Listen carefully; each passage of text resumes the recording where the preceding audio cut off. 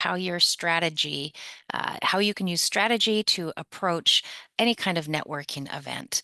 So that's what we're going to talk about today. My name is Sue Brown. I am a career advisor here at Royal Roads University. First, I would like to acknowledge, oops, hang on here. Oh, I need to stop sharing for a moment. Recording. There we go. All right, so making the most of a networking event, we're going to talk a little bit about strategy. Before we get started, I'd like to acknowledge that Royal Roads is situated on the traditional territories of Lekwungen-speaking people, the Songhees and Esquimalt nations, and it is with gratitude that we have the opportunity to gather in this space, even in this virtual space today.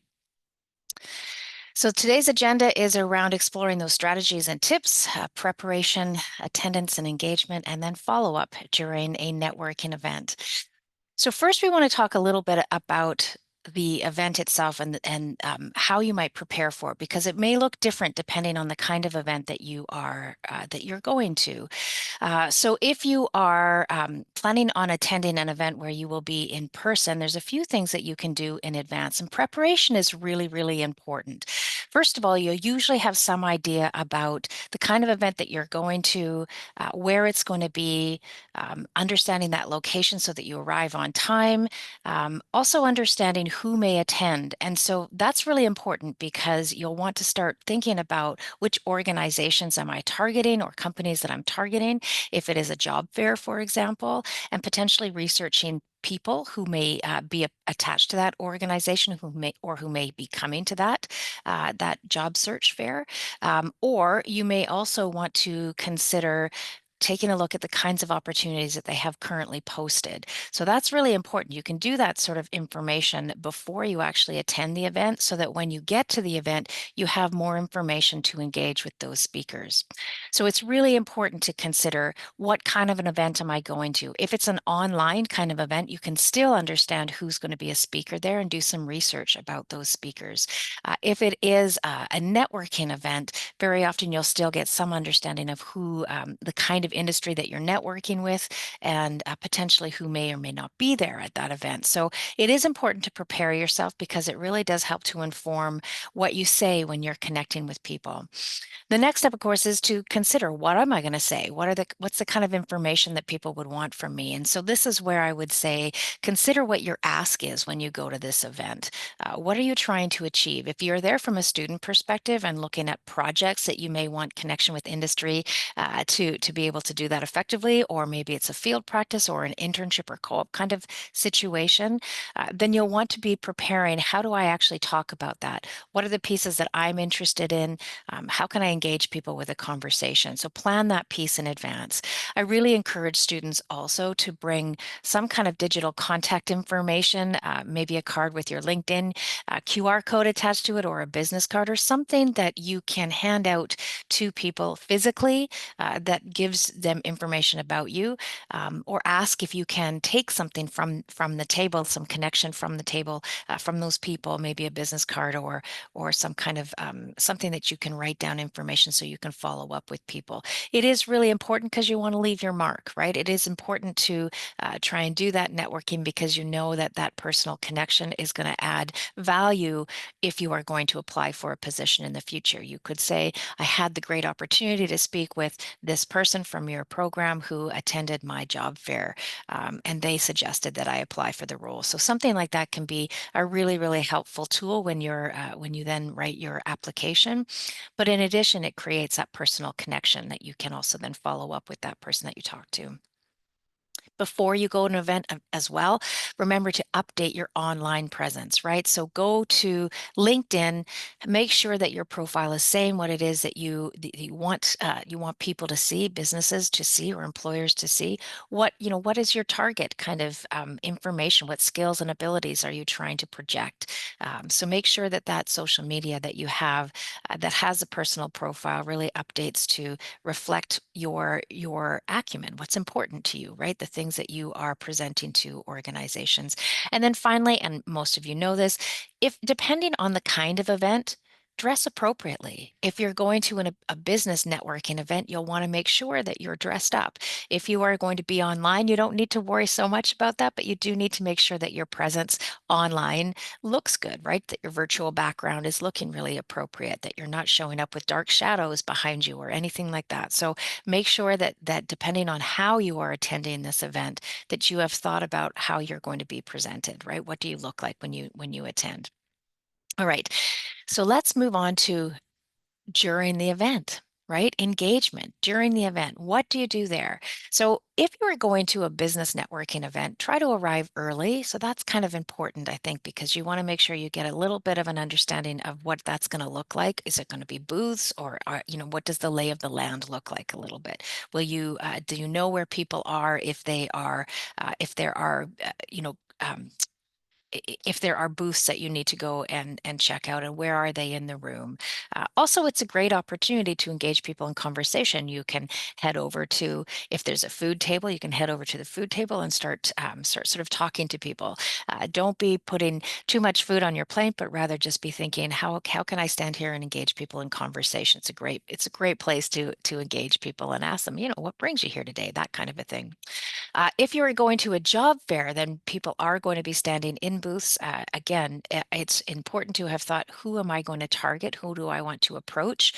What tables are they? Where are they in the room?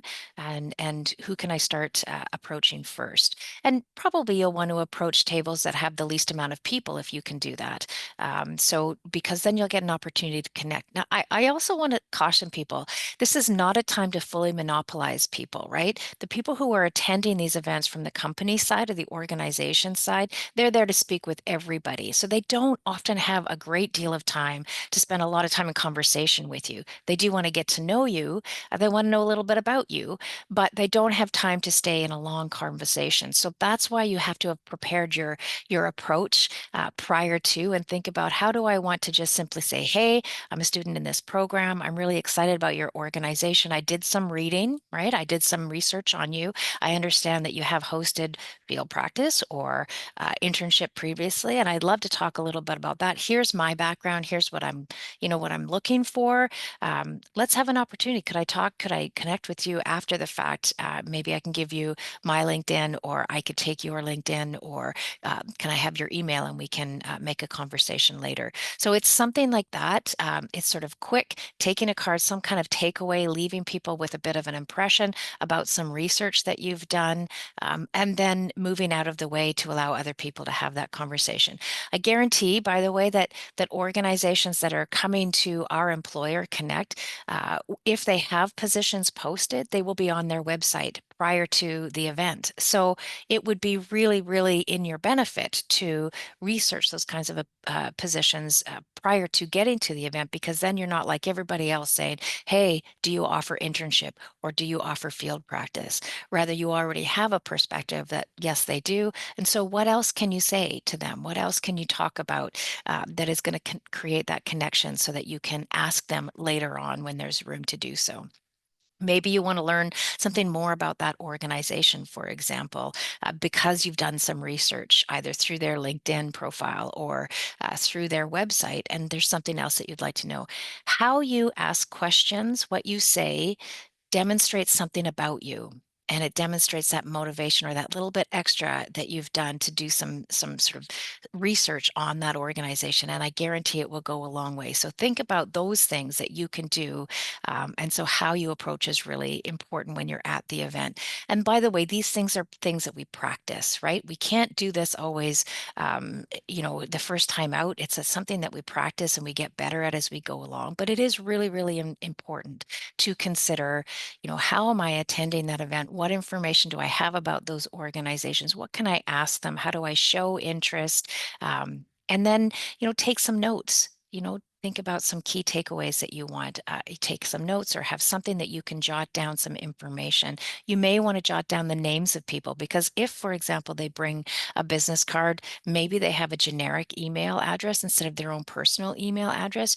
You may want to ask them, and what's your name, so that I can touch base with you after the fact, or if I'm going to use this email, I can say that I've met you. Something like that can add that extra personal touch, right? So it is important to consider how does that look? What does that look? I also want to give you some, this is a pretty messy slide, I realize, but what it does is give you some ideas about the kinds of conversation starters that you might be using. And so this is really from that student perspective, consider what is the value of you connecting to this organization? If you've done that research previously, then maybe it's a project that you'd like to connect with them about, or maybe you have this opportunity to do a field practice in your program. And so you'd like to talk about what that might look like with them. What do you want to know? Right? What are the things you want to know from industry that can really help you with your decision making around whether this is the right place for you? It starts with understanding what it is you have to offer, and then also understanding how you can connect those dots to industry. So things like, what are the things that you're working on currently, the challenges that you currently have? I have this great opportunity to do a project or a research project, or I'd love to dive into that a little bit more. I'd love to be able to contribute to some of the things that you're working on. But I need more information. Do you have room for a conversation around that maybe in the future? I'm doing some career research. That kind of language really helps people. Always approach it from that perspective of asking for advice and then considering how can you contribute? What are the pieces that you'd like to apply to that organization that you can be helpful? So rather than asking for jobs, think about what are the other things I can be asking for that demonstrates something about me that also shows the employer too that I've thought about how I might be helpful to them. So that's really important, and you'll see. We'll post this slide later on, so you'll have an opportunity to see some of the different things that I put there. But it's so important to consider, not just what you've done, but also how you can contribute to that organization. Thinking about the trends that are happening in the world of work that some of your research or your current program work can really help to give some perspective. So that would be helpful to understand where can I contribute as well. And finally, and this is really, really important because you never want to walk away from an event without information to follow up. Following up is so important. So if you have practiced some of the things that we've said previously around taking either a business card or names written down or LinkedIn QR codes, you'll want to make sure that you reach out and connect to those people. It could be something as easy as I had the opportunity to meet you at this event, or I listened to your webinar if it was a webinar event, and we had this great conversation around XYZ. I would really like to have more conversation with you.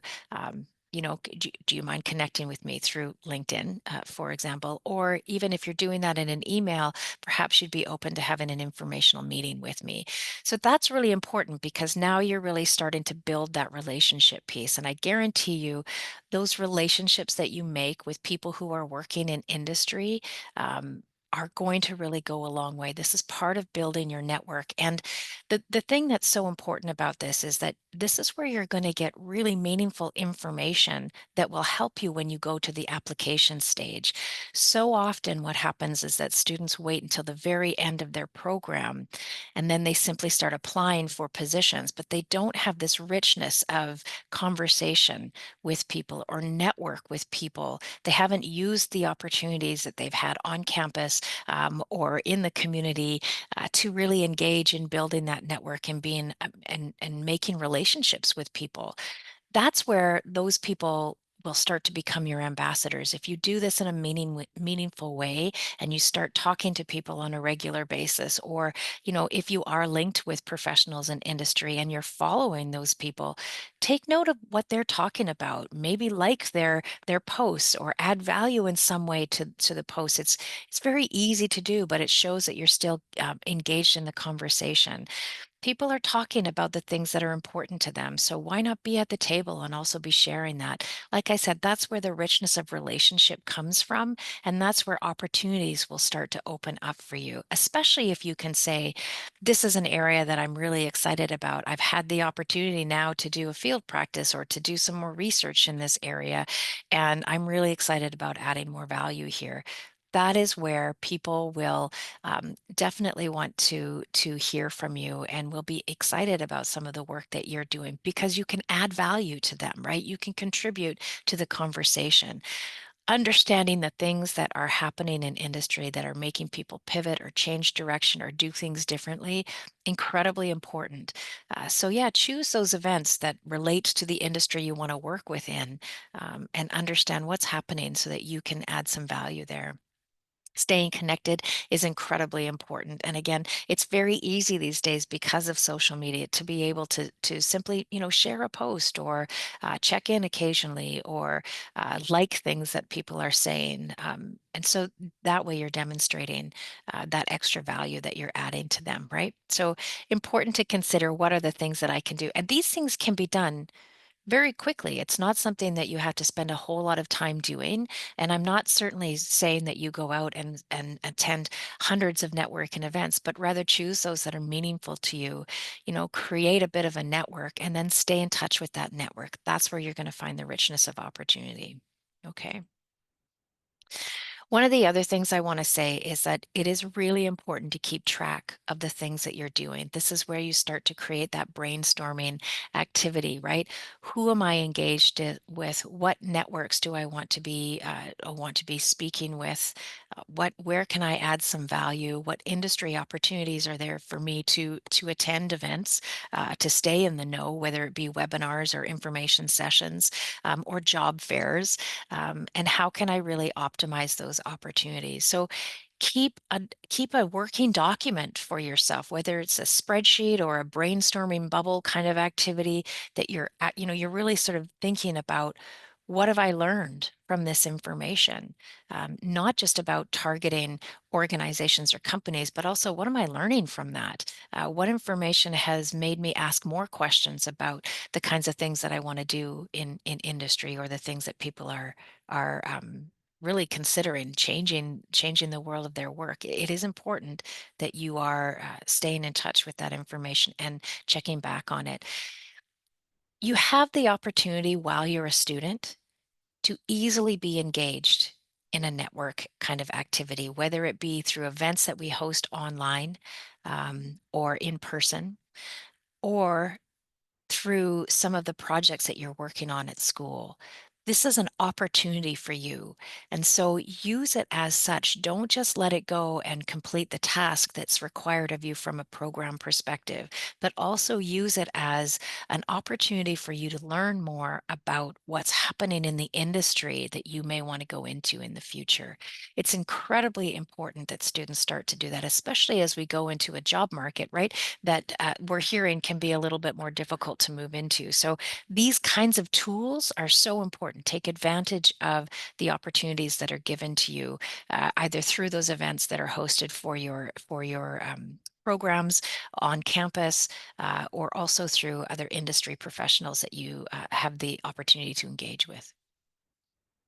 I want to also just mark your calendars for some of the upcoming CLD events. That's Career Learning and Development. That's our department. These are both information that's coming up that's offered through our department that you can sign up for, and there's a QR code there for you to use to sign up for some of those internal events.